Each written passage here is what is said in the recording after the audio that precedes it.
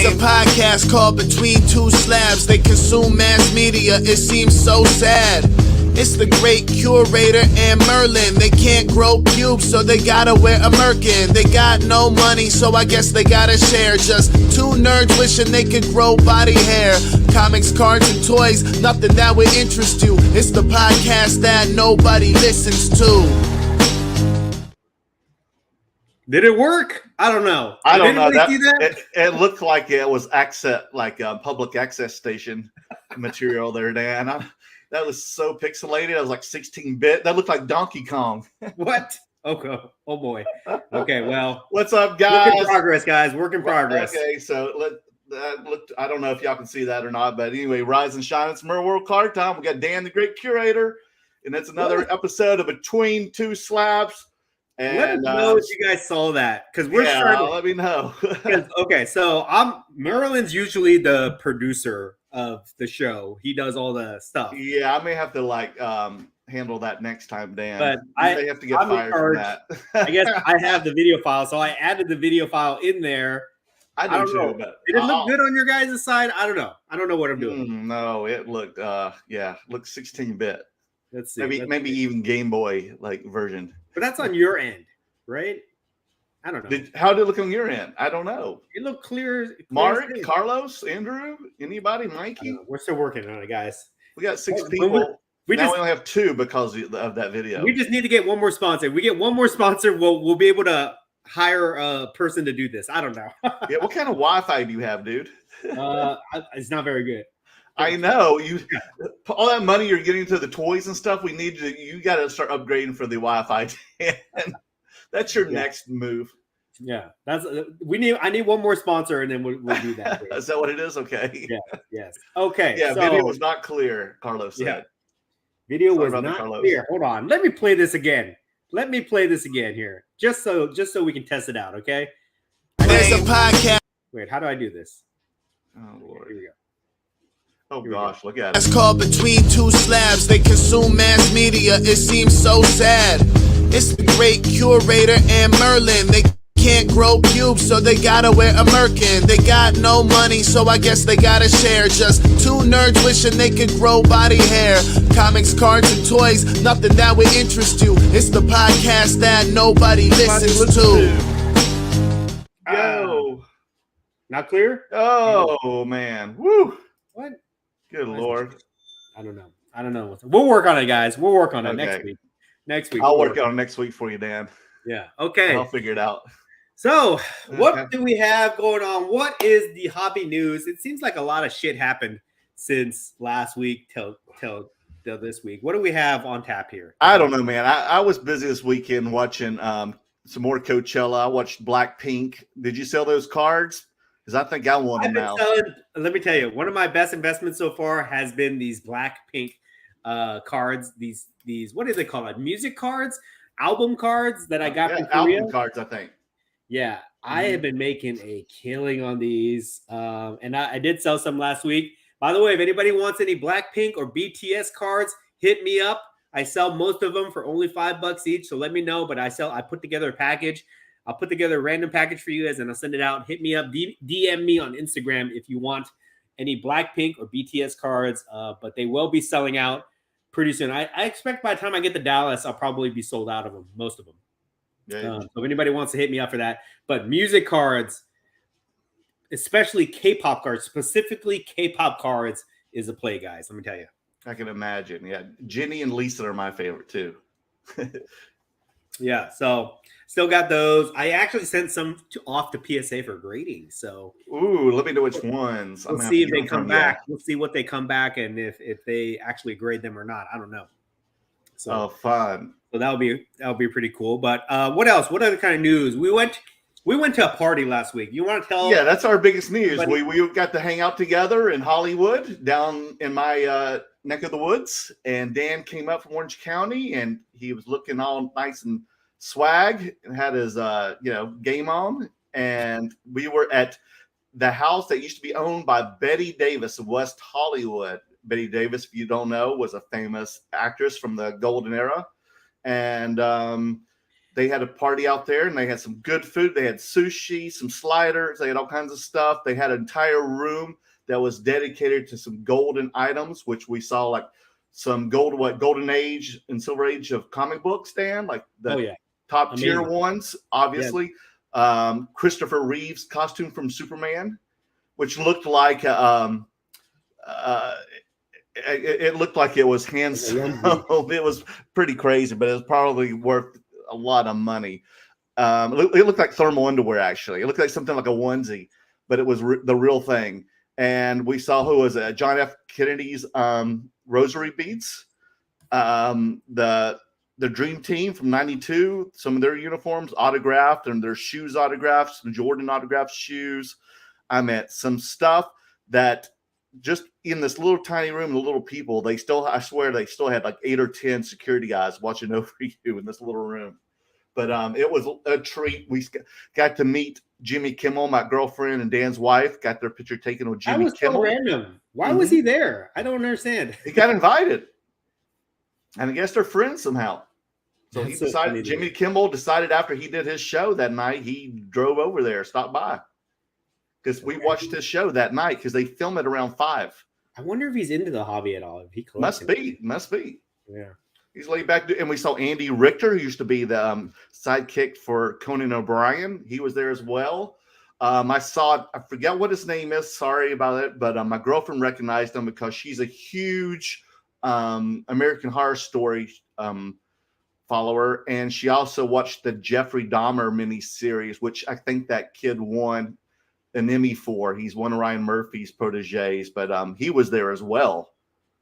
So he's a guy, up and coming star to look forward to.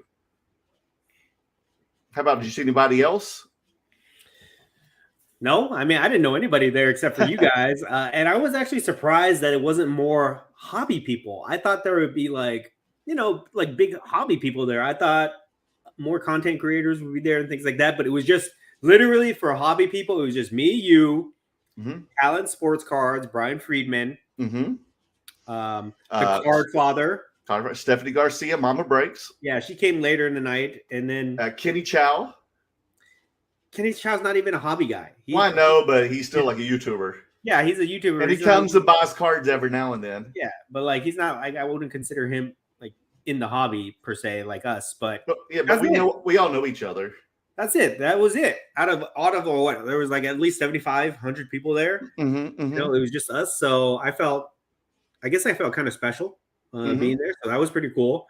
It was very cool that they actually invited us, to be honest. I don't even know. Honestly, we didn't even belong there, to be honest. Oh, hush. You did too. I feel like we didn't belong there at all, but I felt privileged to be there for sure. So that was pretty cool. It's nice that you're that humbled, but we deserve to be there. The show must be doing well, I guess. The show must be doing well. So that's pretty cool. So he didn't wag his finger at us at least and tell us what we did. He came up to me twice and said hello briefly.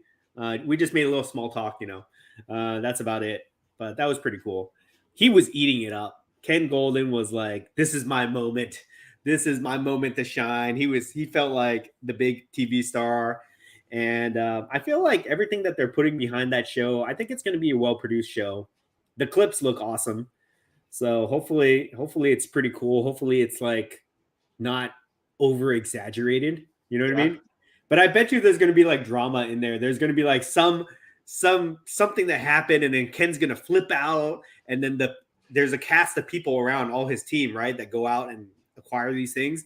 They're probably going to be very dramatic. Oh my God, I got to meet this deadline. Oh my God, this thing has to sell for this much, blah, blah, blah. So I bet there'll be dramatics behind it for sure. But I'm hoping it'll be a good show because I think it'll be good exposure for the hobby. Yes, it will. Yeah. I'm looking forward to it. And it's this Friday, April the 28th on Netflix. Check it out, called The King of Collectibles, The Goldin Touch. Yeah, and it's only like 6 episodes. So it's going to be short. Short, yeah. So hopefully it does well because we need a season 2, and we need the Between Two Slabs cameo on season 2, guys. So let's make that happen. Let's start a petition for that. Let's hashtag Ken Goldin Between Two Slabs cameo season 2. Yeah, we need to start coming up with there and praising or talking about the items of pop culture stuff. Yeah, just I don't know. Just give me I'll go get Ken coffee. Just let me walk onto the screen and I'll put a coffee on his table. Dan wants to be wave a at the PA on the camera. show. Even I'll wave. I'll get my credit. That's it. That's all I need. I don't even need a speaking part. Just I'll get the coffee and I'll put it on his table. Just get me on season 2. Top screwed me over. I didn't get my own baseball card like everybody else. So just give me this, guys. Just give me this. Hopefully, we'll get our own Star Wars card one day. Wouldn't that be awesome? Yeah, oh, man. It'll be just like the one on the T-shirt of us, fighting swords. There we go. There we go. Lightsabers. So that happened last week, guys. So that's pretty cool. Let's talk about some other things that happened recently. Real briefly, I want to talk about, there was a rumor, I don't know if you saw that a couple of days ago, that Leaf was supposedly acquired by Fanatics, and people were talking about that. But apparently, I guess that was just a rumor. It's not confirmed. Actually, it was confirmed. I saw some other headlines from like Sports Card Nonsense saying that it was like it's confirmed not to be true, things like that. Okay. But interesting. A lot of people are speculating about what Fanatics is doing right now, because a lot of people from Panini employees are moving over to Fanatics, like key employees, things like that. There's talk about like a hostile takeover, right, of Panini, of Fanatics acquiring other card companies. First of all, if Fanatics is going to acquire anybody, I don't know why in the hell they would want to acquire Leaf. Because like, what does Leaf have to offer besides a ton of sticker autos?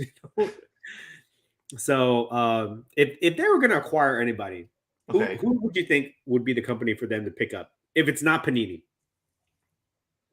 Upper Deck? Upper Deck. It's got to be Upper Deck, right? Because Upper Deck, I'll tell you why they would. This is why, if I was making a pitch to Fanatics, if I was talking to my BFF, Michael Rubin, right? And by the way, guys, I call everybody my BFF, okay? So if I was talking to my BFF, Michael Rubin, I was like, Mikey, listen, okay, this is the move you got to make, all right? Panini's off the board. So the only way that you can eliminate Panini is you got to crush them, okay, with the competition. And the way that you do that is you got to go out and get Upper Deck. And then Mikey will be like, why do I want Upper Deck? I don't even like hockey. What do they have? Okay. And I'll be like, look, besides hockey, okay, which will be the 4th major sport that you acquire. You got baseball, you got basketball, you got football, then you get hockey. So you get all the 4 major professional sports, okay? You also get the legacy, the legacy brand cards, the sets, the legacy sets. You get the PMGs, okay, which is the big one. You get metal. You get all the other inserts. I can't even name them off the top of my head that Upper Deck owns. Upper Deck, I believe they own Flair, Ultra, Skybox, Rittenhouse, Flair too. Flair, Flair, Rittenhouse. They don't own Rittenhouse. Upper Deck. I thought they did. No, that's a separate company. Oh, it is? Yeah, but they own those things. So they own the legacy sets that you can get, and you can start if they made modern day licensed PMGs, people would lose their shit. Okay, that's number one. Number two, they own Michael Jordan. Okay, they own the right to Michael Jordan, as well as LeBron James, I believe. As well as the other goat of hockey. Yes, Wayne Gretzky. So they own the license these athletes to do autos. So you could get, I mean, forget LeBron James. There's lots of LeBron James autos, but Michael Jordan, a licensed Michael Jordan Chicago Bulls modern day auto. Are you kidding me? That would be huge, I think. And plus they own like Marvel and they own some other stuff too, other brands that they could do some stuff with. So they got a lot of licenses. The licenses are where the money is. That's where the key is. So that's what I would do. I would try to buy Upper Deck. Now, I've heard rumors that Upper Deck is like owned by like a family trust or something like that, and they're not going to sell for whatever reason. But deals can always be done. There is never impossible when it comes to deal. If you throw enough money at it, which they have, obviously, you can work a deal out. even if you can't buy the entire company, maybe just buy the licenses to do that stuff. Have them operate independently, kind of like what Topps is doing, and just kind of do that. But that would be where you got to go, I would say. No offense to Leaf and their Pop Century cards and all the other stuff that they do, but come on, you can't really compare, you know. Oh no, gosh, I mean, 30 years ago when I was into the hobby then and selling cards in college, I mean, Upper Deck had just premiered around that time, like 91, 90, and it was like the premiere of cards. It was like the upper echelon of hobby cards. Right. They dominated. And I remember, I don't know if this was ever like confirmed to be actually true. Let me tell me if you heard this. I remember I watched a documentary about the Ken Griffey Jr. rookie card. I don't know what it's called. I watched it a long time ago. Okay. And they said that Upper Deck had made the Ken Griffey Jr. rookie card, the 1989 Upper Deck, whatever. It's his big face. And that card blew up the market at that time. It was like the most expensive baseball card ever. But Upper Deck, what they did is they just reprinted it to hell. Yes. To capitalize on the value of that card. And what they did inadvertently, they saturated the market to the extent that everything was, they crashed the prices basically because they overprinted. That's true. And supposedly that's a reason that they lost the baseball license because of that. And they never really recovered as a company from that fiasco. And that's why they're regulated to hockey cards now. Oh, wow. No, I believe it. So that's kind of like I remember I was watching a documentary about it, and that's what the assumption was in the documentary. I don't know if that's true or not. They did it with almost everything, even the basketball with Shaquille and even Jordan. It was just so much of it. Oh, God, it was just coming out of your ears, like they would say. But they made some great cards. Like the 90s Upper Deck cards were so iconic. And they're still iconic, to be honest. So it'd be cool to see if they could just make it. And you imagine like how crazy people would go for if Upper Deck started making that stuff again. Like they're going crazy right now that Topps is producing basketball cards. The fact that we're going to get a Topps Chrome basketball set next year or this year or whatever. What, we are? Yeah. They're already doing it this year, I think, at the end of this year. So Panini and Topps will both be able to get card sets now for basketball. Something I don't know how the licensed. You'll see their uniforms. It's not going to be like Leaf where it's all like it's painted licensed. out. It's licensed. Topps Basketball Chrome is coming out. I remember I saw that announcement a couple weeks ago. So this is legit. Out. Yes. Oh my gosh. So imagine if we saw an Upper Deck basketball NBA basketball medal set, PMGs. Exquisite. Don't forget.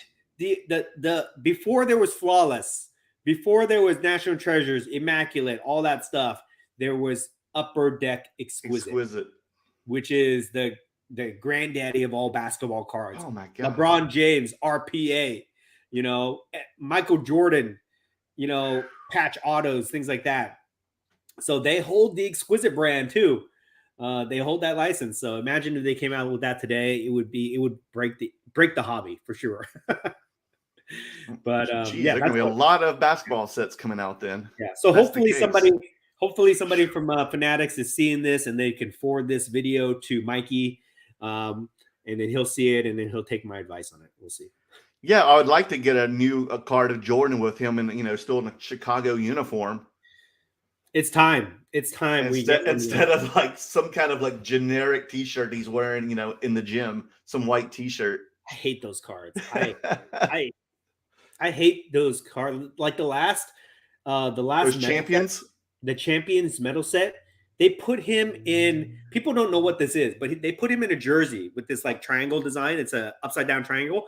People don't understand what that is.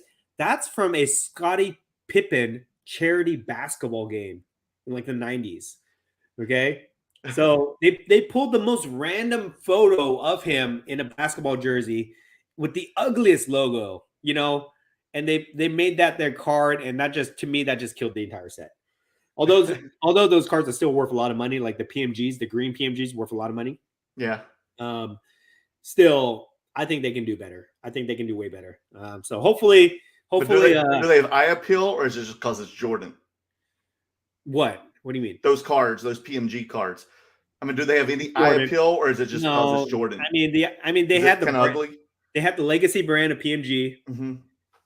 On top of that, with the name recognition of Michael Jordan, that's why they're valuable. Okay. But the eye appeal, if you ask me, I don't think they're that great. I don't think they're great.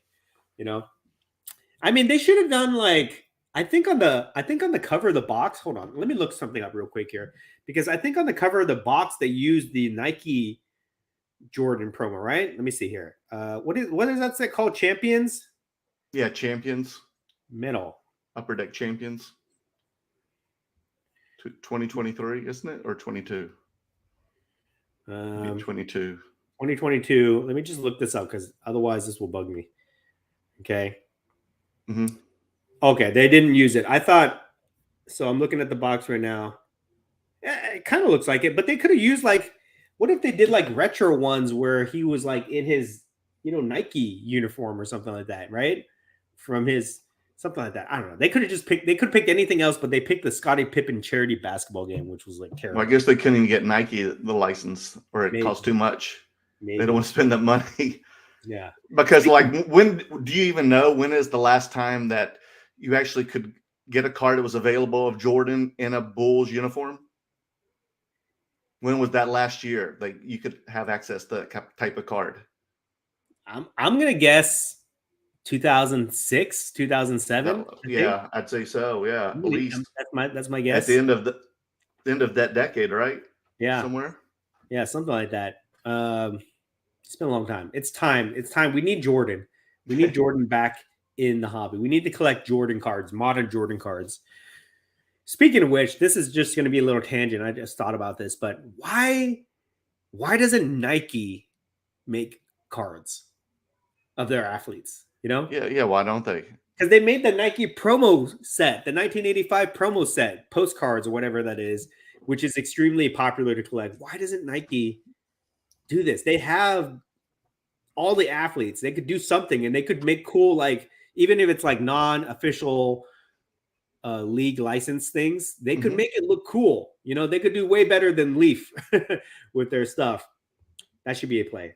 Now, I was going to ask you too, because I also at one time bought the reprint set, the 10th anniversary. I guess that was from like 94. And PSA and other companies will grade those. And I got a lot of money for that one. I graded it, the reprint. But I have found other ones I had in my drawer back home in North Carolina of like other Nike postcards with Jordan. And I sent those in to be graded to PSA, and they rejected them all. Why? I don't know. Who knows? Who knows what the hell they do? So I'm like wondering, like, how can I get those slab, Dan? I was going to ask you for your professional advice. I think you got to know somebody and talk to somebody there, and just have them approve. But they're legitimate Nike postcards. Yeah. So if you don't know, if you ever wonder, you can whether PSA will grade something or not. You can always email them, send them a picture, and they'll send it to their research department, and they'll give you a yes or no before you. Okay, gotcha. So, good question. Anyway. Maybe I should do that again then. Okay, so moving on from that, let's real quick. Let's talk about our sponsors, because this is what keeps the lights on, guys. So we are contractually obligated to mention this. So please listen. If not, you can fast forward if you're listening to this on the replay, but please listen because they support us. So we need to support them. First sponsor that we need to talk about is our friends at Veriswap. I'm wearing my Veriswap t-shirt. Yeah, buddy. Okay. Veriswap, real quick, if you don't know, it's an online trading platform. It's not a buying, selling marketplace per se. It's a trading marketplace. So you download the app, Veriswap, click on the show notes below, okay? So you can get the link to download the app, and you can upload your cards on there, just like Merlin is showing you right now. And then if you see somebody that has cards that you like, you can make a trade. You don't have to add cash. Now, there is a component on there where you can add cash on top of the trade, but this is mainly a trading-focused platform. And the difference between doing this versus doing it yourself on Instagram or Facebook is you send your cards to a middleman hub. You send your cards to Veriswap's middleman hub. They verify that the cards are what they are and what what the deal is, and then they send them out to each individual owner. So at least You're not going to get one of those situations where they don't send the card, where they receive the card and say they didn't receive it, where they send you an empty box or any of that bullshit. You're not going to have to deal with that because you're using Veriswap, which is their middleman hub. That's what this app is for. It's a very much needed service in the hobby. So check them out, guys. Sign up. It's free. The account is free. It's not subscription based or anything like that. They only charge the only fee that they charge is 3% of the trade value. Okay, which is a small fee to pay, considering the peace of mind that you get that you're not going to get ripped off if you do a trade. Okay, and me and Merlin, we do have profiles on there right now, so you guys can check out some of the inventory that we have available. And I personally, I have not made a trade yet. So somebody who offers me a good deal, they're going to be the first one that makes a trade with me. And not only will I give you the card that is in the trade, but I'm going to throw in an extra. I'm going to throw in some extra bonuses on top of that for being my first ever trade. But I'll warn you guys right now, it is very difficult to do a trade with me because a lot of people are sending me junk. No offense. Me too. Okay? No offense. No offense taken, but the same here. Like, yeah, I put some of my big ticket cards on there just to see what's happening. Yeah, and I'm getting like 10 cards for one card. And these cards, the value of these cards are whatever they are. It's difficult. It's going to be difficult to make a trade for me, guys, for sure. But the first person who does it will get bonus for being the first person. And if you don't want to do a trade with me, you can do a trade with Merlin. You can do a trade with each other on here. You can do a trade with anybody you want. Just go sign up for an account. So to support us and support Veriswap as our sponsor, please click on the link in the show notes below. It says Veriswap and sign up for an account through that link. That's how they track it, guys. So please click on the link below, sign up for an account. Even if you guys don't want to do any trades, please just do it anyways. It helps us out. Okay. There's no fees. There's no obligations. Just do it to help us out, guys. And it's a cool little app. And what I like about it too, this is the last thing I'll say about it. There's a lot of activity on that app because I get notices like 2-3 times a day of people who want my stuff. And I'll get like an email, I'll get a text message, I'll get notices. So there's a lot of activity. I'm also on my slab. It's pretty fresh because I'm on my slab. I was going to say, I'm on my slabs too, and I'm getting a lot more action on Veriswap. I never get anybody looking at my stuff on my No, slab. I know. It's like crickets. Like, what's going on? For Veriswap, I get everybody looking at my stuff, which is pretty cool, even though the trades are bad. Whatever.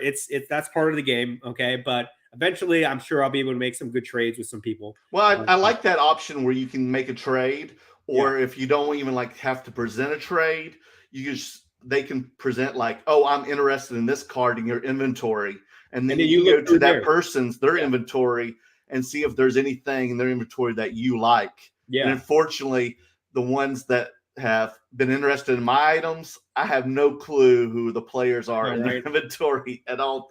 See, we need more pop culture cards in there because I get people that want my pop culture cards, Star Wars, Marvel, wrestling, but all they have is like modern baseball cards or something. I know. Like that, right? I go searching for it, and the only cards I see of those type of cards are mine or yours, Dan. Yeah, it's just yours. We need to take over the Veriswap app. We need to get pop culture cards on there, guys. So help us out. Click on the link below. Sign up for an account. Upload your cards. It's really easy to upload the cards too. Just try it out and let us know your feedback. If you like the app, let us know. If you don't like the app, let us know so that we can tell them and then they can make adjustments on their end about that. But definitely we want to show support to them because they're one of our sponsors. Okay. So that is Veriswap. And then the next one we'll talk about is actually, let's just save this one. Okay. We'll talk about stand-up displays in a little bit, but let's talk about the next news item. What's next on the list? On the news? Yes. Oh, you were talking about something about there was some auction houses. There was a big sale. Oh, since we're wrestling fans. Yes. And about 20 people DM'd me on Instagram regarding this one. And then when I started reading the DMs, Mr. Curator himself put a post up going, I didn't pump this, guys. This isn't me. Don't get mad at me. And it's the Rock WWE 1 of 1. Was it a black or a gold card? Black 1 of 1. Prism 2022. The first PSA 7 too. A low grade. Okay. So a lot to unpack here with this. Okay. lot to unpack here. Number one, the fact that it sold for the most ever. It broke 6 figures, which wrestling card has never sold for that much. The highest wrestling card sale ever was like a 1982 Hulk Hogan for like $5,100, $52,000 or something like that. God, it was a really good grade, was it? Yeah, 52,000 for like probably like a PSA 9 or something. Woo. Of that. Okay, so that's the highest wrestling sale ever. So this more than double that. And if I'm not mistaken, they said $127,000, but I think that they didn't include the buyer premium, because I think I saw something else that said with the buyer premium, it's like $157,000, something like that. So correct me if I'm wrong, if anybody knows that. But first of all, number one, highest sale ever. Okay. Number two, it's a PSA 7, which tells you a lot about the value of the grade on how it values on these 1-of-1 cards, right? So I've posed this question before. Does the grade on a 1-of-1 really matter? And most people say no on an older card, but yes on a newer card. Like if it's below a PSA 9, then it starts to affect it, I guess. But I mean, when you look at this, I would argue that the grade on a 1-of-1 doesn't matter at all. Because if you remember last year when the Lewis Hamilton Superfractor sold, yeah, you know what grade that was?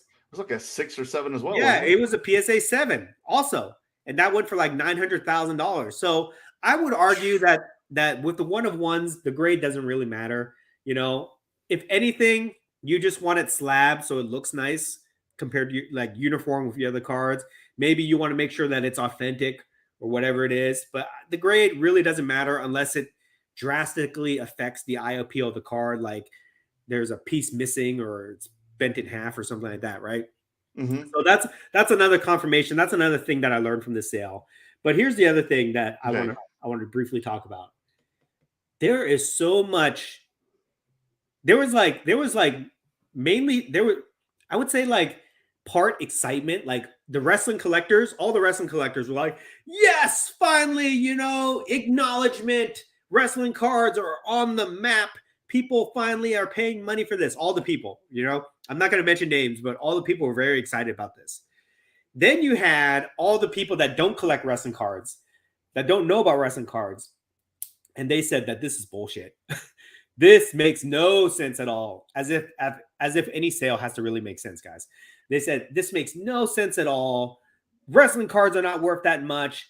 This is some type of shenanigans going on, whatever, who would pay this much, blah, blah, blah, blah, blah, right? Right. So you got two sides of it, okay? And then people are arguing. And then here's the classic argument that everybody makes.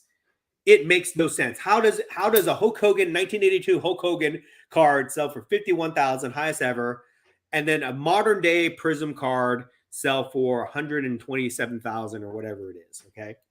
So here's my take on it. Okay. The value of cards really comes down to whoever wants it at any given time. That's it. Okay. And whatever the owner is willing to sell it for. That's what the value of the cards are.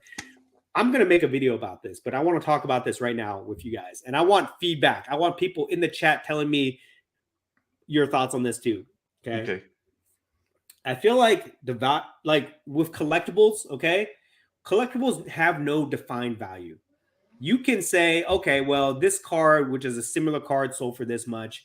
This card, which is the same card, is currently available for this much. Blah, blah, blah, blah, blah, whatever, right? But with true rare collectibles, like this Rock 1-of-1, where there is no other 1-of-1, the exact same card. There are comparables, things like that. But it is a truly unique collectible. And with unique collectibles, there is no defined value. They can be whatever anyone is willing to pay for it at that time. And in this case, there were at least 2 people who had deep pockets who were willing to have this pissing match on the auction site where they were going to bid it up. And one guy was just determined to get it. And he identified himself also. Okay. I don't know if you saw that. He identified himself on Instagram. So it is a dude out there. He said, I'm going to have it no matter what, and he was willing to pay up for it. And let's just assume that he paid. I don't know how that stuff works. Maybe He didn't pay whatever. We won't know for a couple weeks, but let's just assume that he's paying for this auction. He's just in a position that he's willing to spend that type of money on that card, right? So this just shows that there is no defined value for collectibles. Whatever card that you have, like I'm just going to pull this. I got this Rhea Ripley in hand right here. Okay.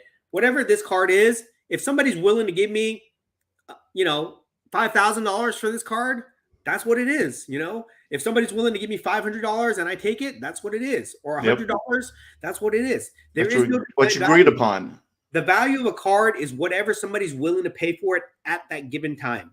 That's how it is, guys. It doesn't have to make sense. Nothing makes sense. It does not make sense to spend 6 figures on a modern card that came out last year that's graded PSA 7. Okay, there's no way that you can justify it in your mind using all your subjective criteria for valuing cards. None of that stuff. All that stuff doesn't matter. All that stuff really, when people say, okay, well, this card sold for this much, this grade is this much, I put a multiple on it based on the grade this much, there's potential in this guy, blah, blah, blah. When everybody says all those things that you hear all the time when you're trying to assign value to a card, it's only to justify in your mind what you're willing to pay for that card. So if you're going to spend $10,000 on a card, you've already made up your mind that you're going to spend $10,000. Or in this case, you've already made up your mind you're going to spend $127,000 on it. So all that stuff is just to justify in your mind why you're willing to spend that much. On it. Okay, it would not transfer to anybody else. Like whatever that guy has in his mind who spent that money, whatever he used to justify spending that type of money on that card, that's not going to transfer to you or me. Okay, because we're not in that same position. We're not going to drop 6 figures on a card. So there's no way that you can justify that value to me. I'll think you're crazy, but that's just from my perspective. I don't have 6 figures to drop on a card like this dude, right? So I'm going to be looking at it like it doesn't make sense. It's crazy. This guy, if he's dropping 6 figures on this card, he's well off. You know what I mean? That's probably, let's hope. That's probably like for us dropping like $10,000 on card or $1,000 on card. That's probably the equivalent to what this guy did, right? So for his perspective, this is like whatever. He's just happy he wants the card, okay? But going back to what I was saying, this proves that there is no defined value for collectibles. It's just whatever anyone pays for it. And I hope that people will realize that and stop bashing other people. Stop bashing people who spend their money on things, this guy spent his money on this. He's such an idiot. He overpaid, or that stuff is worthless, or blah, blah, blah. It's not your money. Who cares, right? This card is not worth that much. This guy's asking too much. He's crazy, blah, blah, blah. It's not your card, and you're not the buyer, so don't worry about it, okay? This just shows that none of that stuff matters, and collectibles are worth whatever they are worth to the person who's willing to pay up for it. What are your thoughts? Yeah, I mean, it is crazy, but again, like it's not our money. It's what everybody wants to spend. They're all adults and they're not like they're children, so they don't need any comments. But I just text you this one. Maybe you other guys can find it on eBay. There's another Rock 1 of 1. It's like an insert one called from Select 22 Select, and it's a black 1 of 1. And it's slabbed, and it has a buy now for just $10,000. I'm surprised someone hasn't grabbed it. Whoa, that's a steal. That's I know. Steal. Like, why is it sitting here? It's a PSA 10, and it's a beautiful card. Like, Dan, I'm surprised you haven't got onto this yet. Here's the thing. But why hasn't that one been sold? This is like, this is just a tenth of the price. Because it's not Prism, maybe. Yeah, but it's Select. Isn't that still a premium? What I'm saying is it doesn't make sense. This shows you this nothing. Yeah. If the true way to value cards is based on sales comparables, which I don't even think it is. Okay, right. I've been on the record of saying that many times. But if valuing cards is based off of the sales comparable, that $10,000 Select 1 of 1 would be a steal. Buy it, drop it on Goldin auctions, get at least 50 grand for it, right? Right. 100 grand, something like that, right? but that's not guaranteed. And don't anybody do that, okay? Don't listen to this and not understand that this That's is a big sarcasm. gamble, isn't it? Still, Yeah, don't understand that this is not sarcasm. We don't know, okay? We don't know. You just got to be at the right place at the right time, have the right two people fighting about it over an auction, and then you might get that result. But most of the time, you can't recreate that result. If that guy turned around and he listed that card on Goldin Auctions next month, you think it's going to pull 127,000 or whatever? You don't know. I doubt it. I doubt it. No. Right? I doubt But it. it could get more than 10 grand, probably. Maybe. We'll see. I mean, who knows? No, who knows? But you don't know. You don't know the value until you have the right person fighting about it. You know what I mean? Does The Rock have a movie coming out better than Black Adam this summer? Oh boy. Oh boy. Don't get me started. Don't get me started on The Rock. Rock, yeah. You know what would have saved The Rock? What? You know, like, because he got so much bad press from Black Adam.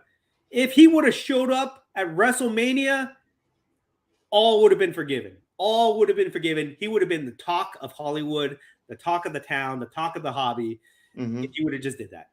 But I don't know. I don't know what he's doing right now. I don't know what his schedule is. That was, to me, that was a missed opportunity for sure.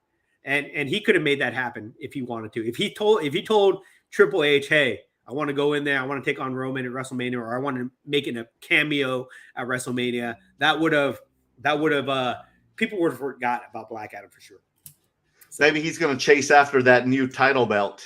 Maybe. Oh, did you see that last night? Yeah, that's the next thing we talk about. But before we get to talk about that, okay, let's wrap this up. Let's talk about our next sponsor here. Who's our next sponsor? Our friends at Standup Displays, guys. Hold on, getting their audio perfect right there. Displays. Check this out, guys. I love these guys, and they just actually sent me a care package today.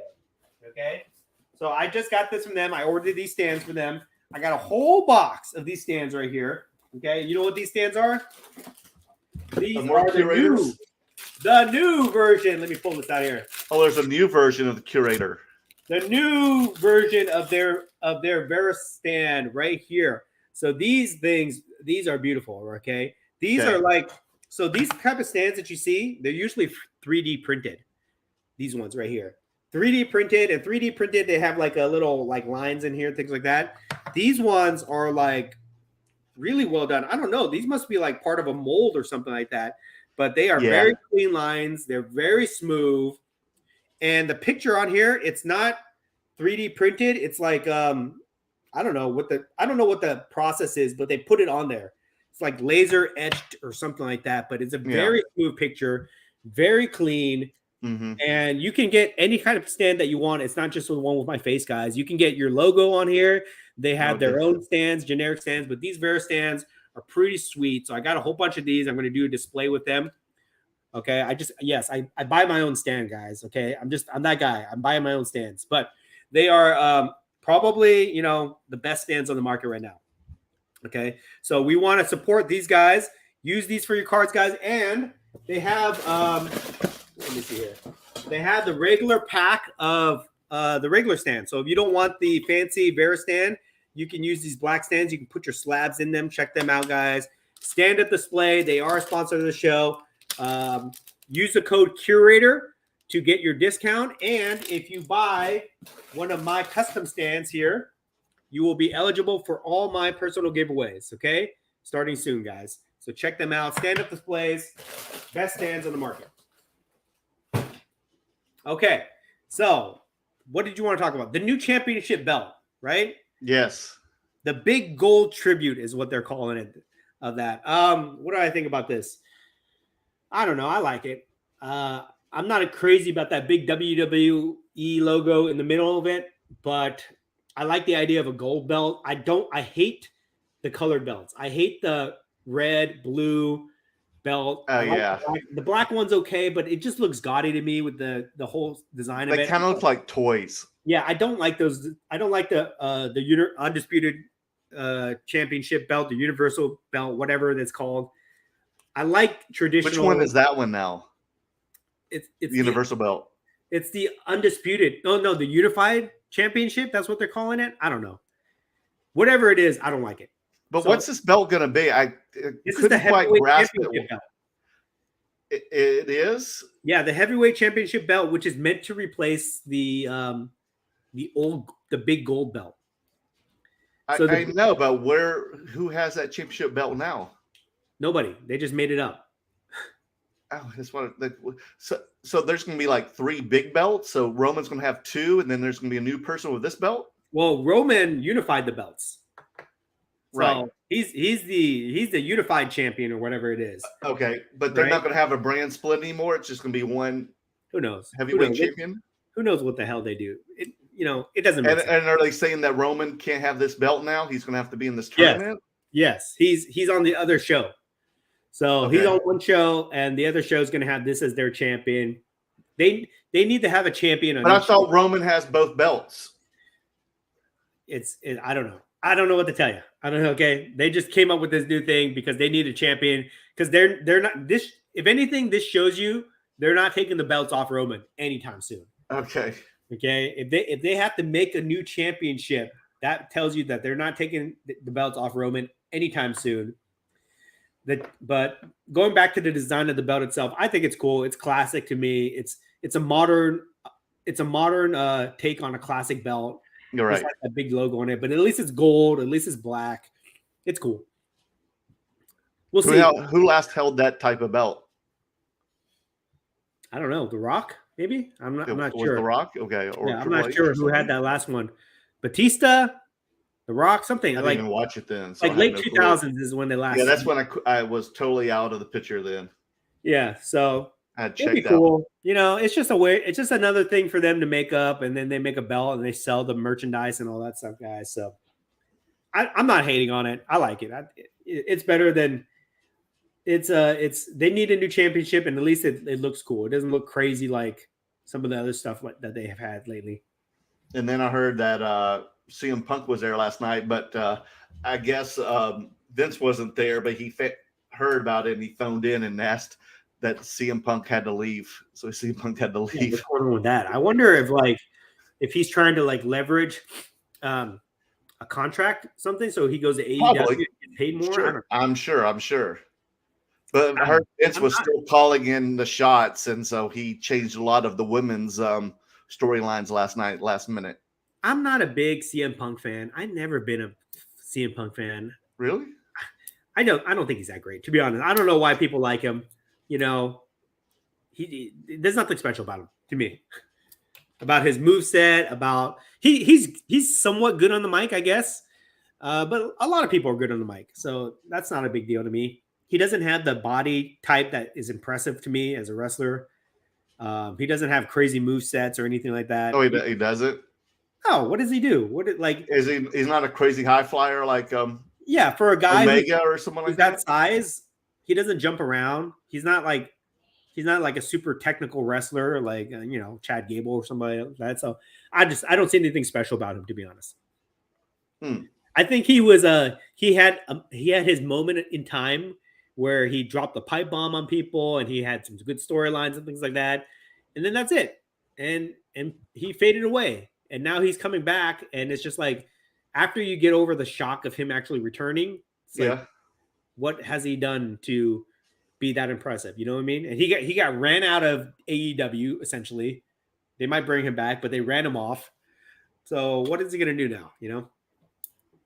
Yeah. I guess he's just got his feelers out right now. Yeah. So we'll see. Anyways, there's that. Okay. Any other news? It was a good show. No, that's it. I mean, is there any new Star Wars products or Marvel coming out that you know of anytime soon? I have not heard anything. No, not that I know. A little quiet. And I'm still waiting for AEW metal to come out soon. I'm not really looking forward to any products. Dude, here's the thing about there's so many products that come out weekly. Everybody's going crazy for Disney Weiss Schwartz right now.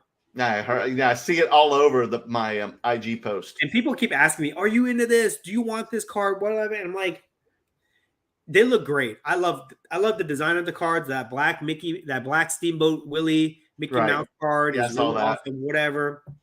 But I was just having my moment with Cucka Wow cards, and I can't switch over to something else the next week. You know, Right. I can't go from shiny thing to shiny thing to shiny thing week after week. That's just not how I like to do it. I like to focus on a couple of different sets, have my fun, enjoy that, and if I see something else that really catches my attention, I'll go to that. Okay. But I'm not one of these dudes that just goes like week after week after week to new product, like most people are, you know. Mm-hmm. Or most breakers. Breakers have to do that because they have to turn over inventory. So I understand that. But as collectors like you and me, we just can't get into these products so quickly. You know what I mean? Mm-hmm. Give me some time to enjoy this before I get into that. Oh, so true, man. Especially with the Marvel products. Like people ask me all the time, are you into this Marvel product, whatever? And I'm like, they look cool, they look great, but I love metal. I love metal. I love PMG. That's what I focus on. I'm not trying to get into Flare Ultra or get into these subsets or things like that. Although I think they look great. It's just like it's just too much. You know what I mean? Too much for me to collect. So I like to be a focused collector. Now, what's the Disney product that has all the different colored boxes coming out? That's another Chinese product. Which, okay. Wow. You know, I'm not. That's again. I looked at those cards. They look cool. They're fun, but it's just too close. They're too close to each other. You know what I mean? And I think we need time to enjoy one product for at least a month, okay, 2 months or whatever. Collect it, build the sets, get them graded, flip them, whatever we want to do. Then we move on to the next set. But when they keep coming out, it's like it's too much. It's like you get a little burnout from it. That's what you know what I mean? Right. Anyways, but I'm surprised you still don't have cases of it. Not yet. I thought you were going to break cases, man. I've got so many cards that I need to really like. I need to purge a lot of inventory before I can get into something else. You know what I mean? Mm-hmm. I might get a box to open for the channel here and there, mm-hmm. but I'm trying to be very mindful of not accumulating massive inventory. You know what I mean? Because that's just one of my goals this year. So gotcha. Anyways. All right. Moving on. Anything else? Any other news you want to talk about? No, it isn't. But we were talking about Goldin auctions and stuff. But I heard you'd been like doing some other things with other auctions. Can you elaborate on that? Yes, that's going to be on what bends my corner. Okay. Oh, we're too soon. Okay. Too soon. But let's talk about now that you brought up Goldin auctions. We need to talk. We are contractually obligated. Ken Goldin is watching us right now. Ken Goldin watches this show religiously, watching us like a hawk, making sure that we meet all aspects of our contractual obligation as Goldin sponsors this channel. So we have to talk about this, guys. All right. We just released our latest video highlighting the coolest auctions. I don't even want to say the top auctions anymore. I want to say highlighting the coolest, unique pop culture auction items this week on Goldin. So check out that video. We released it yesterday. Merlin did a great job editing this video. He added all these fun clips in there, guys.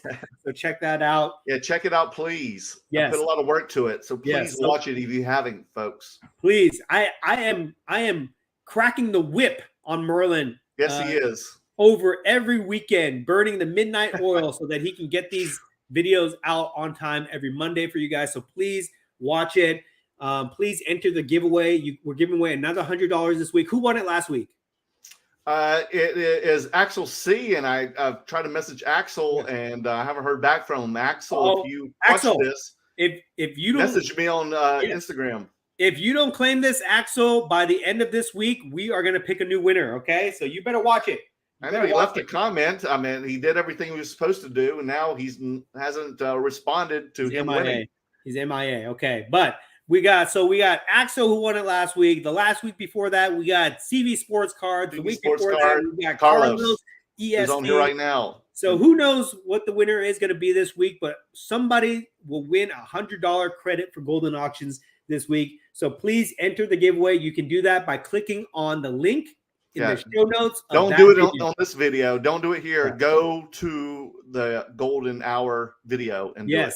Yes, we just dropped it yesterday. Check that out. Click on the link in the show notes and pick out whatever cool item that you want to highlight and comment that item. Put that item in the comment section below. Yeah. And who knows, if I really like the item, I may feature that on the next week's episode. So check that out, guys. All right. And Goldin Auctions, here's another thing that they're doing a promotion. We need to talk about this, Merlin. So the upcoming Dallas card show. You guys know that we love the Dallas card show. We go every 2 months. It's probably the biggest card show in the country at the moment right now. One of the best for sure, if not the best. Goldin Auctions is giving us another special benefit to our followers, our listeners of the podcast. They are going to be accepting consignments at Dallas Card Show for pop culture items, specifically pop culture items. And if you bring your consignment items to Goldin, all you have to do is just give it to them. They take it, they bring it back. You don't have to pay for shipping, nothing like that. They will waive the seller fees. They will waive the seller fees, which I think are like 2%, 2 to 5% of the sale price. So you waive the seller fees on that, and your items will go into the next pop culture auction. So if you guys are looking to get rid of your comics, your Pokemon cards, your Marvel cards, your memorabilia, whatever it is, as long as it's non-sport. Tickets, autos. Yes, anything. Ticket, autos, memorabilia, rare items. VHS tapes, Laserdisc. Yes, video games, all that stuff. If you guys are looking to get rid of that or to move it and it's non-sport, submit it to the Dallas Card Show at the Goldin booth there. And we're right next to them. So like, here's the Goldin booth, and like 5 feet away is me and Merlin. So we will be there this coming Dallas show in May 18th. I think it starts May 18th. They will waive the seller fees for you. Okay, guys. So please, this is another great promotion that they're running. They want your pop culture stuff. Yeah, I even have my cousin, he lives in Germany, and he came to visit me last month, and he asked me what I can do. He still has a sealed original iPod, and he's like, "Could you sell that?" I'm like, "Yeah, give that to me. I'll put it on Goldin Auctions." Yes. So they can submit anything. You don't pay anything, and I think, correct me if I'm wrong, somebody, Merlin, but I think you get 100% of the total hammer price. Okay. Oh, really? If the item is $2,500 value or less, you get 100% of the hammer price. That's and if it's more than that, you used to get like 105%, 107%, or whatever it is. You get a little bit more. You can negotiate with them, whatever, at that time. But just go give them your stuff. All the people message me all the time. Hey, Dan, do you want to buy this for me? Do you want to buy this? I'm like, dude, I would love to buy it, but I don't have unlimited funds. I can't do this. But if you want to sell it, send it to Goldin Auctions. They're doing a special promotion for pop culture related items that you can drop off at the Dallas Card Show, guys. So hopefully you guys can make it to the Dallas Card Show. If you can, come see us.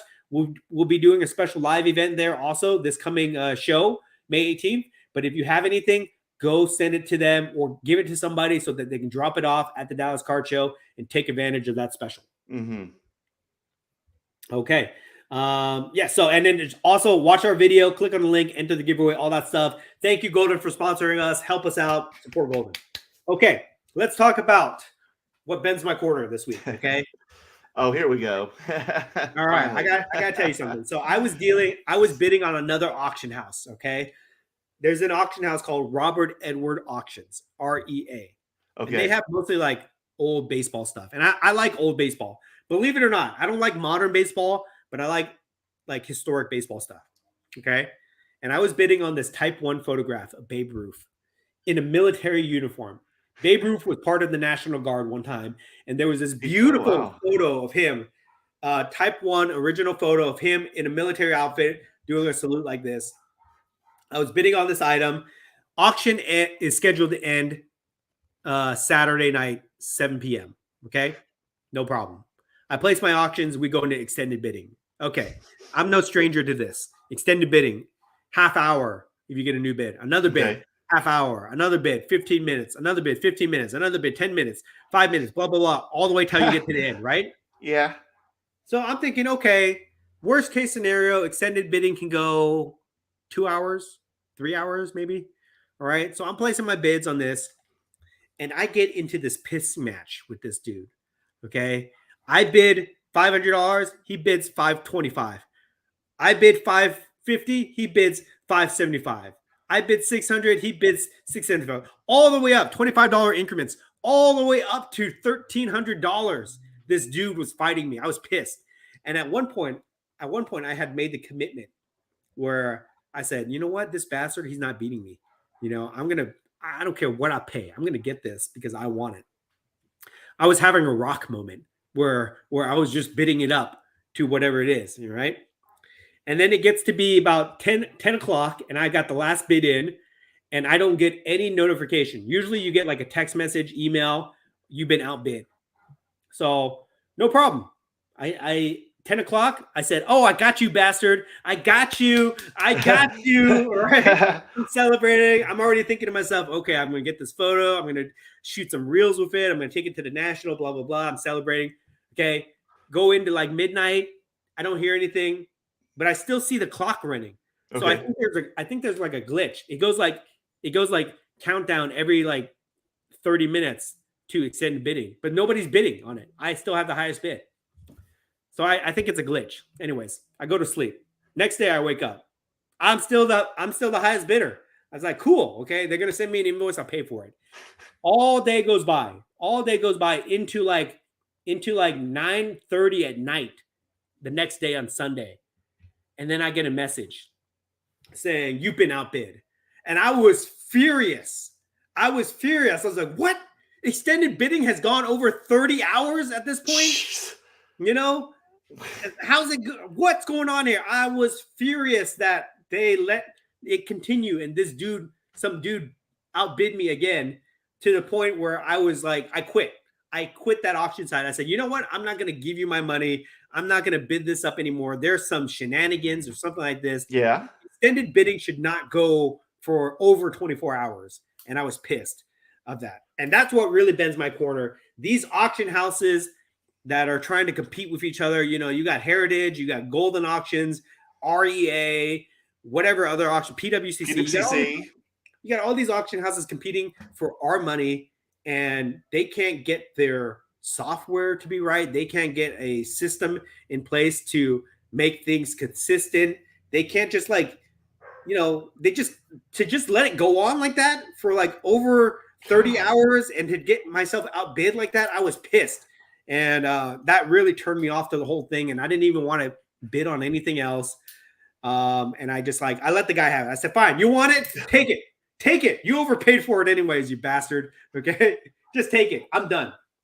And they normally don't extend that long with other companies, auction houses? Tell me one auction house that you've seen that has gone over. No, I've never heard of this before. Extended bidding for over 24 hours. It's ridiculous. What would they usually do if something like this happens? I mean, if the server broke, they say, okay, we stop. We let you know. They would send a message saying the server broke and we're going to extend bidding the next day or whatever. Okay. I can understand that. But I get no notice for them at all. They let me think that I won it for like a whole day. That's crazy. And then they give me the notice the next day. I think that was bullshit. So that really bends my corner, guys, when these auction houses can't get their online systems to work correctly and you think you won something and you ended up not winning it. And there it is. So that's why I bid on Goldin. That's why I like Goldin, because it's very simple. It's very easy. And I've never had experience like that before. So is there a lot of members with Goldin? Is that why they do so well? Is that why they're successful? Because they don't have their items on eBay, right? Directly. No. It's only through Goldin. So you have to have an account in order to bid on those items, correct? Here's what I think about Goldin. Okay. I think Goldin, if you look at Goldin, and honestly, we're being honest here, even though we're sponsored. If you look at Goldin, they're not the biggest auction house. Right. I think Heritage is the biggest auction house. Well, yeah, but Goldin only specializes pretty much in sports and entertainment, correct? Okay. You can say that. Am I right? Yes. Okay. But they're not the biggest auction house. But what they do better than all these other guys, better than Heritage, better than REA, better than your friend at Leland's or whatever, Memory Lane auctions, Hunt auctions, all these other auction houses. The one thing that they do better is they know, number one, they know how to market on social media. Okay. Ken Goldin is a master marketer. He's got his own TV show, for crying out loud. That's how he did it, yeah. And they updated in the best software. If you go on their website compared to Heritage, compared to REA, their website is so much more user-friendly that it's just easier to bid on the stuff. Okay. You know, PWCC is pretty good, but PWCC just changed their whole like website, and I don't like it at all, to be honest. I don't like the new changes at all. So Goldin, just much easier to use, much more user friendly, better at social media marketing. So I feel like they've adapted to the new hobby the way it is, while all these other auction houses are still stuck in like 2010 or something, you know? Oh, geez. Yeah. So that's a long time ago. A lot of things have changed since then. Yeah. So anyway, so yeah, that's what bends my corner this week. Anything you want to talk about before we go on to mail day? No. Let's do it. Let's do some mail day. Show me what you got for mail day. Let's see here. I just got more things back from PSA. Stuff that I thought I was gonna get back for wrestling. Let's see here. Oh, remember I sold one of these at WrestleCon, and I got one back exactly the way I had it before. Look at that, Dan. Cody Rhodes. Oh, nice. PSA 9 dual gray with an auto 10. This is his pretty much first auto, his rookie auto card. And then you're like this little guy here. This is a Pyro 1 of 25 auto of MJF. Nice. Didn't you show that last week? No, I just got it back. I got this one from ComC. I like this one because it's Andre, and I sell well with Andre. Yes. And this one is a cubic, so it's numbered out of 49. And I got a PSA 10, so I bought it that way. Oh, look at this one. Undertaker got a dual 1010 select auto. It's a beautiful auto. That's why I got that one graded. Because a lot of times the stickers don't have great autos. They always, write all over the sticker. But I had a feeling that was a nice auto. Not smeared either, so I got it graded. And I love my football, love my Chiefs. And I had to have a Kelsey rookie. Unfortunately, it just got a PSA 8, but it got an auto 10. I knew it was a pretty auto. But that's his rookie card, Kelsey. I love him. I still buy sports cards every now and then. And then here's one of the best storylines still on TV right now. The Mysterios, and Judgment Day with Dominique and Ray. So this is their first card together in 2021, and this is their first dual auto as well. And then you'll like this one. I picked this one up at Del Mar. Got this one graded. Hulk Hogan Championship debut, 1984 is when he won the World Heavyweight Championship. Nice. And, created the, WrestleMania after that was started, and rest is history. So I got a dual 9-9. And then another great storyline, the Bloodline. Here's the Usos. You actually can't find many dual autos of the Usos together on an auto on card. And it unfortunately got an 8 and an auto 9, but still it's numbered out of 25. It's immaculate. So those are my pretty cards. I like those. So that's what I got back from FedEx yesterday. Yesterday. Yeah, a lot of stuff. You're making me look bad here. Okay. What do I have? No, you always do well, dude. What do I have here? Okay. One thing I'll show you. Number one is I got a whole case of these, which these are available if anybody wants it. I finally got my Arnold Schwarzenegger gas trading cards. Our friend Greg. Gas trading cards.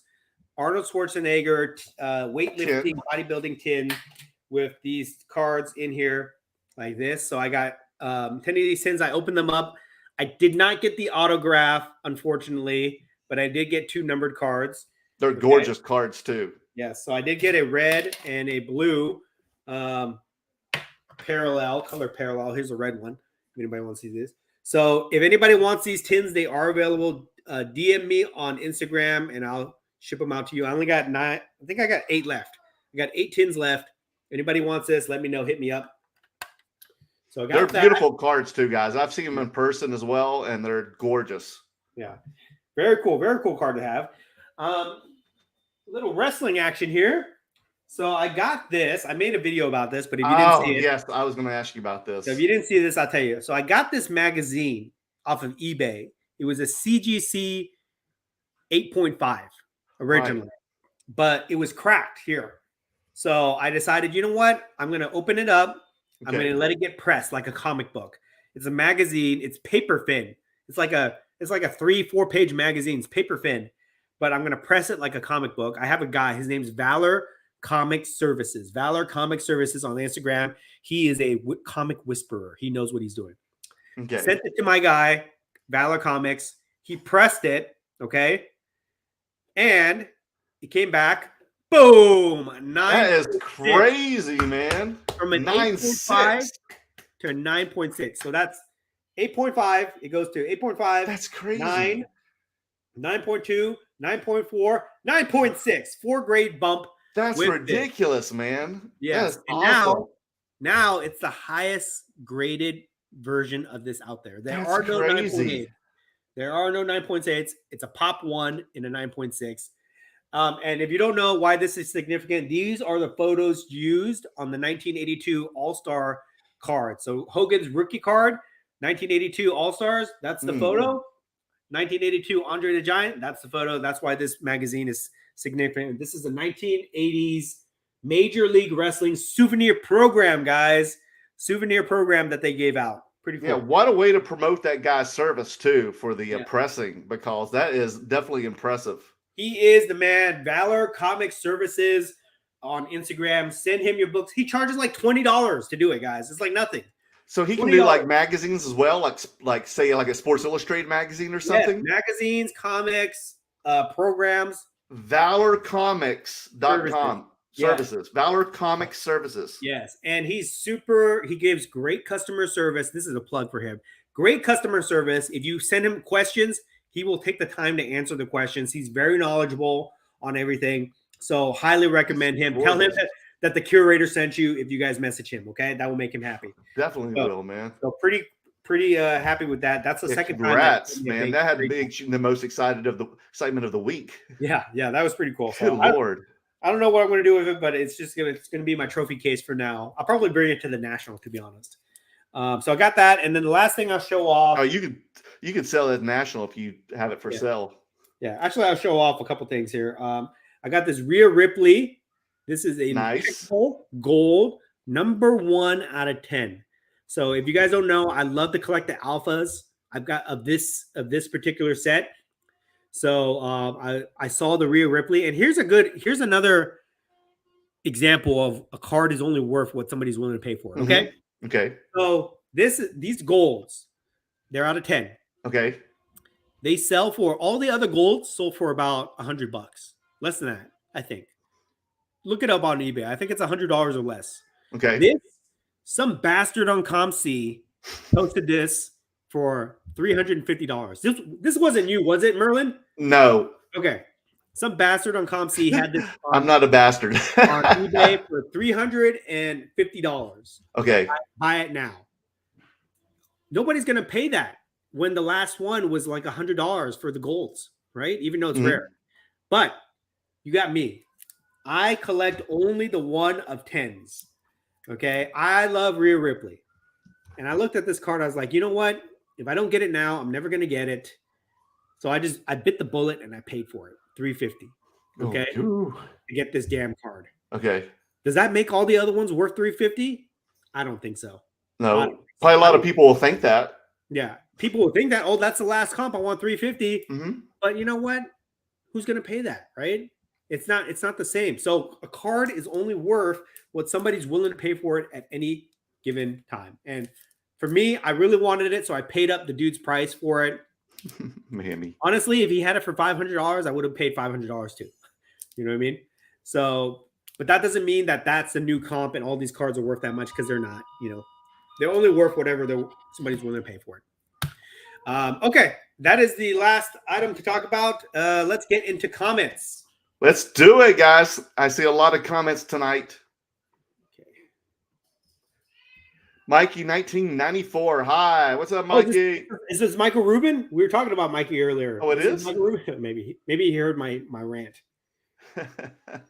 Carlos, good evening, everyone. Carlos, our first winner of the $100 credit from Goldin.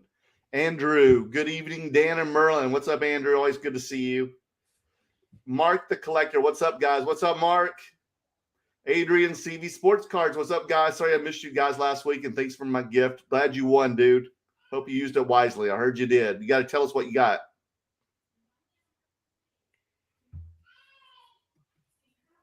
Sin City Comics. I salute you, my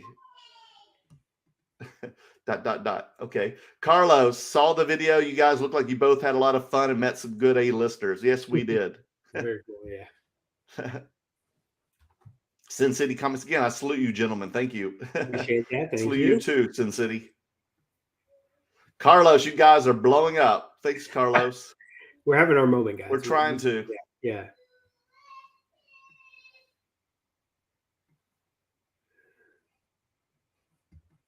Okay. Andrew, Dan, have you bought any cool and unique Rey Mysterio Jr. cards? Also, how much did the Ultimate Warrior auto figure sell for in Goldin auctions? I think it sold for just under $600. It did. Premium.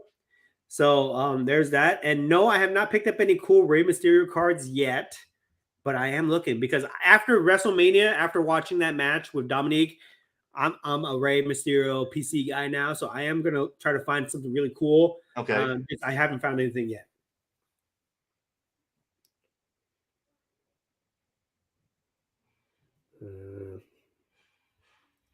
Sorry, let me try to go through these. Probably the coolest Rey Mysterio would be the one from the 98 Tops, the horizontal autographs, because they were shipped to him, and I don't think he signed them in time, and they weren't in the series. And so the ones that he ended up signing, somehow a handful got out, he gave them to people. So if you're able to get one of those, grab it because it's worth a lot of money. It's one of the most highly demanded wrestling cards there is. Mark the Collector. Fanatics needs both Panini and Upper Deck in order to have Jordan in the Bulls uniform. Oh, good to know. Oh, yeah.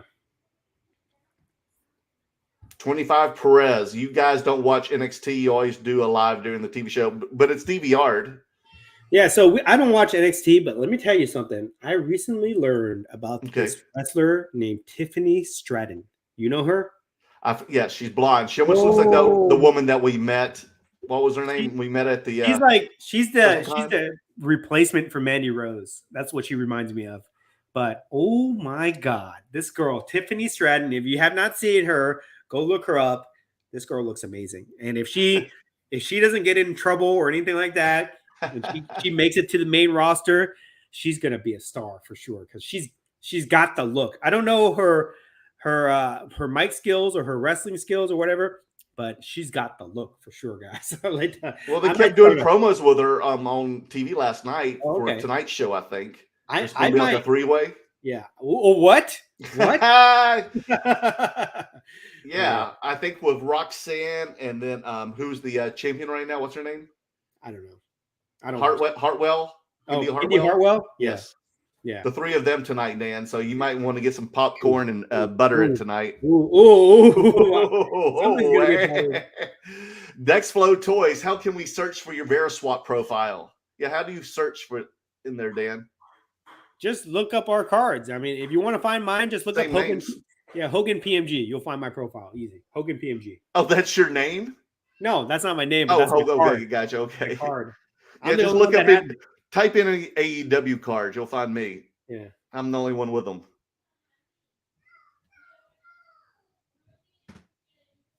Dexflow again. Dan, I'm willing to trade you my Bloodline booklet. Oh, my goodness. I own 2 for $3,000 worth of Ben Franklin's. Uh-oh. What? Dexflow has 2 of these booklets? Dexflow has 2. Dan has that same reaction as Pikachu in your icon. He's willing to trade me, huh? What's he want? Yeah. He wants my first. He wants $3,000 worth of Ben Franklin's. No, he says I own 2 for $3,000 worth of Ben Franklin. Okay. So he spent $3,000 and he owns 2 booklets. It's a good price. Good price for $1,500 each. I'll give you my left kidney, and my firstborn child. There you go. Oh, God. Yeah, that's poor Emily. Like you hear right now. That's the last time you ever hear from your house.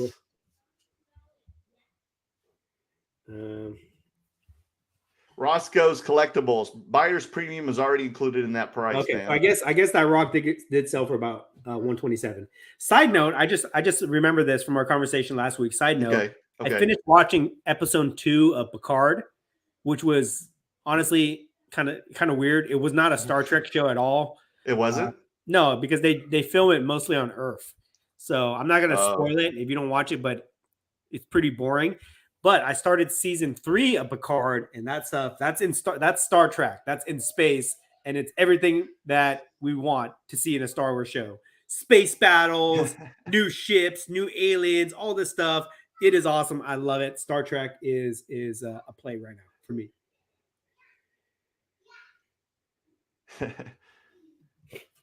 Roscoe's again makes you think that maybe it's a good idea to go searching for Roman Reigns Black Prism 1 of 1, considering how cheap boxes are now. I mean, that's true, but It's still, not Roman legit. Reigns is not The Rock. The Rock is such an international superstar, not just for wrestling, but for, just for being a celebrity overall. But is The Rock the most valuable card to get? Take the sale out, right? Take the sale out. Is The Rock the chase of these sets, or is it? I would think, because okay, so so going back to this debate here of using sales comparables. Okay, Rock goes for $127,000. Okay, does that mean Hulk Hogan is worth $100,000, or Stone Cold Steve Austin, or Roman Reigns, or John Cena? I don't think any of those guys get close to that, right? So I don't think. No, I just feel like because of everything that Rock does, he's up there But I don't. with the rest of the goats. That card is not worth that much, is what I'm saying. It's only worth that much to those two guys that were bidding. But if you put that card anywhere else, it's not gonna go for that much. I don't think. Okay. Maybe that guy should have found that one for $10,000 on eBay. Yeah, that seems like a bargain now, right? No, yeah. The second. And it's a PSA 10. Yeah, the second place bidder said, "Ha ha ha ha! I got you, sucker! You bid it up. I bought this select for $10,000. Now this select is, by comparison, worth $100,000." It was probably his card too, right? So who knows what happens? But I mean, first of all, I don't even know if the Roman Reigns Black is still available. Is it? Has anybody Which pulled one? it? I don't know. The one I just showed you, or the one that Roscoe's talking about? Oh no, I don't know. So, I don't know what it is, but whatever it is, I don't want people. I mean, you got two chances now. You got 22 now and 23. I don't want people to think that, okay, all wrestling cards are going to go for that much now. They're not. They're not. Mm-mm. It takes a very specific person willing to pay that much for that card. But it shows you that to me, it doesn't even show me that wrestling cards are quote unquote valuable, because they're valuable to whoever's willing to pay for it, right? Mm-hmm. But it just shows that collectibles are the value of collectibles are really determined by the buyer at that time. Mm-hmm. Not by anything else, not by sale comparables or all this other bullshit that people try to talk about. It's just whatever somebody's willing to pay for it at that time. Yep.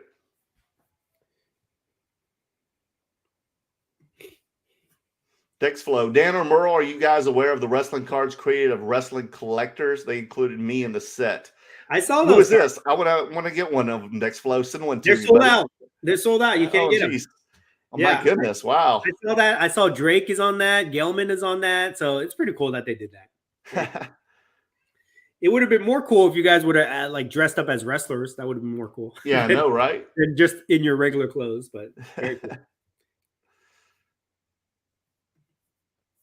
Mark the Collector, Standup Displays. That's where I got my stand for my IG picks, and I use code Curator. Yay. Way to go, Mark. Yeah, use Standup Displays, guys. They're a sponsor of the channel, so we want to definitely support them. Use code Curator, get a discount, and then try to pick up one of my stands if you can. Yeah, what kind of stands did you get, Mark? Just a plain one, or did you get one with your logo or face or something? Dex Flow, Merlin Dan, since Roman is Rock's better-looking cousin, you think he can be a bigger star than The Rock? It just depends on the acting where you are, I meant, but still, The Rock is The Rock. I meant, the guy has swag for acting, man. He's quick-witted, he's got humor, he's got comic timing. To have all that, he's charismatic. And charismatic. To have all those qualities, even just being an actor, is just so unique to have, and such a rare gem. It's hard for any actor to have those qualities, let alone a wrestler. Everybody says Roman's going to go part-time, and Roman, has he done anything else? I've never seen him do any type of acting except Fast and Furious. No. What is he doing? What is he doing with all his time? Yeah, he can be Jason Momoa's twin brother, and they can fight each other. But he's not making movies. He's not like John Cena. Not right now, no. So people keep saying, "Oh, he's going to go part-time. He's going to go to Hollywood." What is he doing? I haven't seen him do anything. Is that even part of his plan? I don't know. See what happened? The Rock got to be a host one year on SNL, and people saw his comic timing, and that sold everybody. All the agents, everybody wanted him. He started getting cast like crazy after his first appearance on SNL. Yes, interesting. Like you just saw the magic in him. The diamond in the rough. Mark the Collector, who do you want to win the World Heavyweight title? I don't know how many people are going to even compete or like who gets to qualify for it. I have no clue. I mean, does Roman even compete in this? I have no clue. No, Roman's out. He's not part of it. I know, but so he's going to still, that's what I'm saying. Or so they're going to be like 3 pretty much world type titles. The red and the blue, and then this one. Who knows? That's what I'm confused about. I need to do more research, Mark. I mean, I don't know who I would want to be up there. I would say like the people that come to mind are Bobby Lashley, Seth Rollins. I would say Seth. Yeah, Bobby Lashley, Seth Rollins, and who else could compete? I'm not going to say any part-timers. Well, you could say Brock Lesnar because Brock Lesnar appears somewhat regularly now, but he's still considered not full-time, right?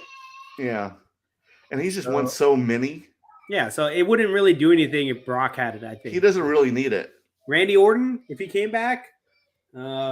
Could be, but I heard his back just so messed up right now. Edge, Yeah, but still, does he really need it either? Yeah. You know what I mean? It's like, who needs it? Like, yeah. I think maybe it's more like Seth, because Seth got pushed by the fans to be a babyface again. He didn't do that on his own, really. The fans made him the babyface because he's so over right now. It could even be Theory. I guess so. I guess you could say him, but or even Gunther. Gunther. Hey, you say tomato, I say tomato. Okay. Gunther could be a guy, I guess you could say. Drew McIntyre, maybe Sheamus. So if you're going to call it the World Heavyweight Championship, you got to be in the heavyweight division. You can't be like Dominic Mysterio can't be in it. You can't have. It can't be Johnny Gargano. No, hell no. You can't have. He's going to be the dark horse. You got to have a big boy in there to carry the World Heavyweight Championship. But here's what I'm confused about it. Where does the World Heavyweight Championship compare to what Roman Reigns had? Right. This is what I don't like about their dual brand belts. Back in the day, they had the WWE World Heavyweight Championship. Then they had the Intercontinental Championship. Mm-hmm. And the number 2 guy in the company, he got the Intercontinental Championship, and then he made his way to the World Heavyweight Championship. Correct. Right? Mm-hmm. Then they brought in the big gold belt at that time. I don't know where that sat. So the WWE Championship, then the big gold belt, World Heavyweight Championship. Well, that's the one Flair brought when he left WCW. Yeah, then the Intercontinental Championship, whatever. Somewhere along the lines, the IC title got watered down, and it's like a joke now, which sucks. Now they bring back this World Heavyweight Championship, and then they have the belts that Roman has, the unified title, whatever. And then the U.S. belt also came from WCW when they bought it out. Yeah, the U.S. title. Mm-hmm. So it's just confusing to me. I wish they would just make a hierarchy. This is the top belt. The Universal Championship, that sounds like it's a top belt to me. Okay? Then you have the World Wrestling Entertainment WWE Championship belt. Mm-hmm. Then the World Heavyweight Championship belt. They need to get rid of the WWE Championship belt. That's the black one. They need to get rid of that. Oh, that's what that is. Yeah. Okay. Get rid of that one. Retire that. Have the Universal Championship that Roman unified. Have that be the top title. Then the World Heavyweight Championship, which is the big gold belt now. Then the IC title. Then the US title. Then that's it. That's the way that should be. Get rid of 24/7 Championship. I think that's already dead. No, it's already dead. Yeah, they get rid of that. You can have the 2 tag team championship titles. I'm okay with that. And then that's it. No junior heavyweight championship anymore. I don't even heard of that one, but they always bring it back, then it disappears, and it comes back, and it disappears. I think they should get rid of the the SmackDown and Raw, the brand belts. Yeah, get rid of that. Yeah, I never liked those. You know, the champion should compete on both shows. That's what I think. Like the tag team championships should compete on both shows. They can even have like a TV version of SmackDown and Raw if they wanted to. Like you have to, you know, you're on that brand and you have to defend it on the show. Yeah, you should have two. You should have like the World Heavyweight Championship belt and the U.S. Championship belt on one show, and then the Universal title and the Intercontinental title on the other show. Okay, and then just have the tags travel because there's not a lot of tag teams out there. Yeah. Anyway, so I hope Triple H heard that and he's taking notes and start implementing it for SmackDown this week, please. Triple H is a big fan of course, Between Two Slabs. Between Two Slabs. It's Tuesdays. Yes. Carlos, comment and like on the videos. Yes, thank you, Bloody. Thanks for letting everybody know. Claim your money. Come on. Come on, Axel. Claim the money, buddy. My concern with there being so many high-end cards that are $10,000 or kids being priced out. Even Target retail prices are overinflated. Not even Kid Family has Jeff Wilson and Gary Vee money. Yeah, I don't know where these people come up with these money. So here's another topic that we need to talk about. And we're going to go a little bit over time because we're going to try to get these comments. But great questions this week, guys. A lot of great topics to talk about. But here's the thing. People need to realize, and when I say people, I mean us, the hobby. We need to realize that there are entry-level products made for people that don't want to spend a lot of money, primarily kids. Entry-level products. And then there's mid-tier products, and then there's high-end products, okay? Mm-hmm, okay. Entry-level product would be like a $20 blaster or a $60 hobby box. Mid-level is like $200 to $500 box. High-end is like $1,000 plus or whatever, $500 plus box, right? That should be what it is. And we should be buying the stuff that we're flipping, the stuff that we value, the things that we send to auction should be the high-end items for adults, right? Mm-hmm. Prism could be one of those, okay? Prism could be classified like that. But when you got these people, all right, and when I say people, I mean you people, okay? You people out there, all right? Buying up Monopoly boxes and flipping them, buying up all the Monopoly boosters that are made for the game and trying to flip it on eBay for, you know, whatever it is. When you got people buying all the blasters, we don't really have this problem anymore, but people were used to buy the blasters and flip them for 4 times as much. You're buying the entry-level products and you're pricing out all the people that don't want to spend that much money above retail. I think that's an issue that should be addressed, right? There should be an understanding that entry-level products should not be flipped for whatever it is. Sticker autos, numbered parallels to $2.99, $3.99, whatever it is. That's all like entry-level stuff. That should be like not much more than retail. You know what I mean? Raw, it should be below retail. PSA 10, you can put a premium on it, whatever. But we get people that just go crazy for everything. And anything that comes out, they buy it, they grade it, they try to flip it, and it prices a lot of people out. I think that's a problem. So, you know, something that we need to think about, I think. But so it's not going to happen. It's not that easy. Easier said than done. I do share that same concern with you, Andrew. So I just think that we need to understand that there are entry-level products, there are mid-tier products, and then there's high-end stuff. God, I remember when I said Upper Deck came out, like in '89, and those packs were like, you know, $3, $4. I thought that was so high. That's nothing now. Carlos, Wrestling Program book is fire, right, dude? I'm going to get some of my magazines pressed. Mark the Collector, Rhea Alpha card, love it. Yeah, right? Carlos, I have to check if any of my from my childhood. My dad used to save them when we were to watch the wrestling event in Madison Square Garden. God, yeah, I remember I used to go to my friends' houses back in the day, and they would have a satellite dish, and I would go watch the Madison Square Garden, you know, fight of the month. That was always my favorite thing to do before all the big shows came out on cable. Roberto Thomas, what do you think of the 23 Leaf Heroes of Wrestling blaster boxes coming out?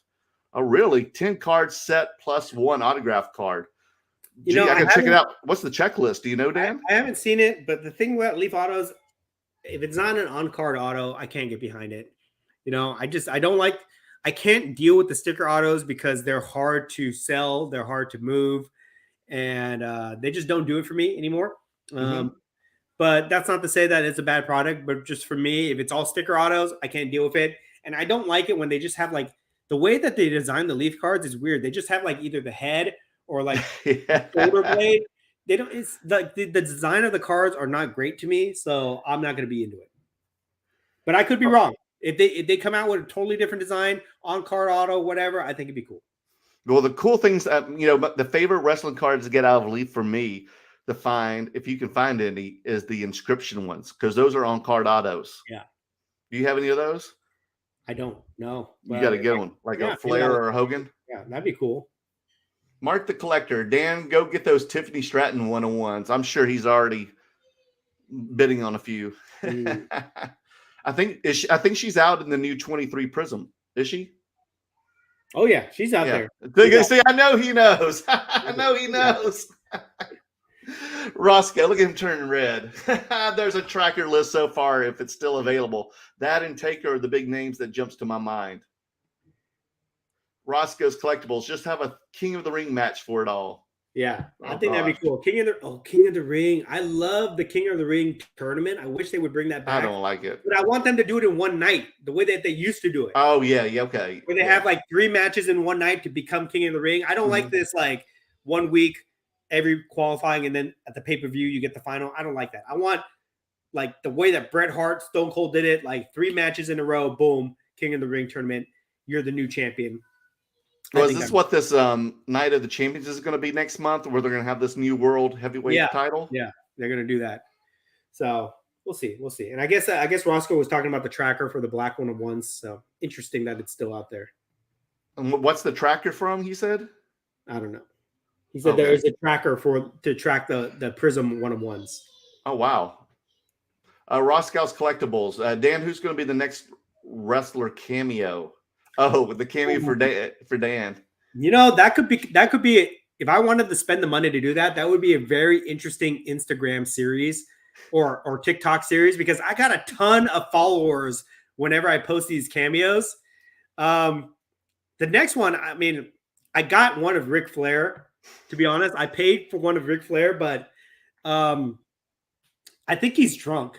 To be honest, I think he's drunk when he's doing it. That's even better. He's like he's at a bar. He's like, woo, let's see here. And he's reading off of the phone.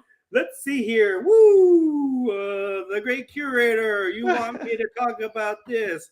I usually charge money. I guess I'll do it. Woo, woo, woo, woo, woo. It's hard to watch. It's hard to watch. It's bad. He's pretty drunk in this one. And I don't know if I want to post it, to be honest. So there's that. I would love to get one of Sergeant Slaughter, but he's currently on hiatus from his cameos. Oh, so I don't know who I would do. I don't know who I would do next. But I guarantee you, if I started a TikTok series where I did these things, I'd get like 1 million followers because people love them. Well, I'm sure. Yeah, people love them for sure. So who knows? But they're expensive, guys. So it's not easy to do. We'll see. Maybe Matt the Cardona, Curator's cameos. I tried to get Booker T twice, and he canceled on me twice. What? Yeah, I don't know. He doesn't want my money. So he's got some beef with you, dude. Yeah, maybe Booker. No, not Booker. Maybe Matt Cardona next. I don't know. What wrestler would you want me to see? I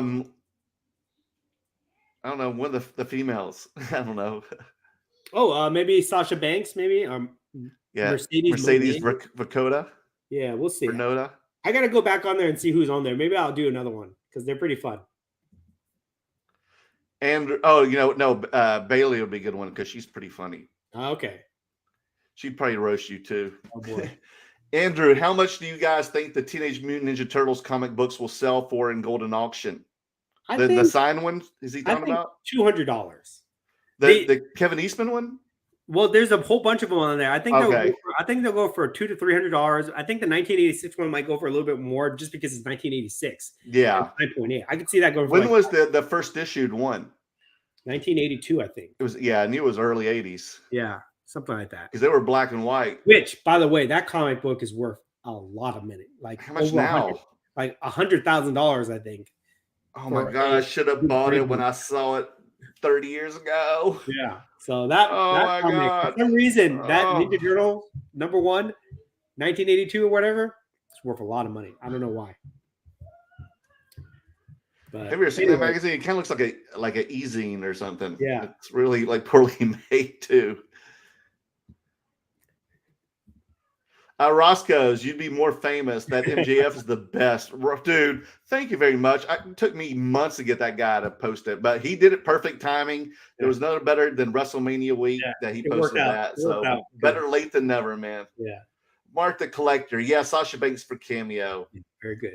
Okay, so that wraps up all our comments, guys. Thank you so much for hanging out with us, commenting, listening, all this stuff.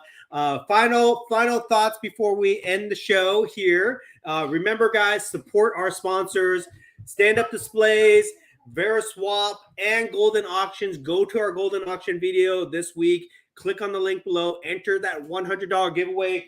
It is free money, guys. So to go check it out. Support the sponsors who support us. Mm-hmm.